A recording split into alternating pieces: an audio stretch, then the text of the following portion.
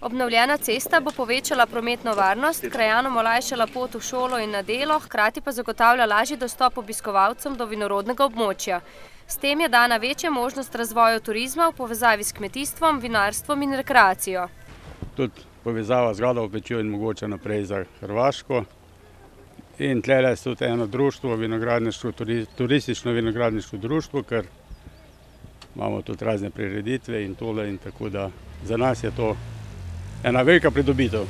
Posebej je pa varna zaradi vidika naklonov in vsega tega pomeni tudi v zimskem času, ker tlesen zapade kar nekaj snega, tako da bo tudi prevoznost bila s tem 100% zagotovljena. Od 900 tisoč evrov vredne naložbe je 576 tisočakov prispevala država. Najprej seveda je bilo potrebno utrditi podlago, potem seveda asfalt, nekje je bilo potrebno odvode narediti in pa tudi javno razsvetljavo v vaseh. Definitivno je to ena večjih investicij v infrastrukturo cestno v letošnjem letu.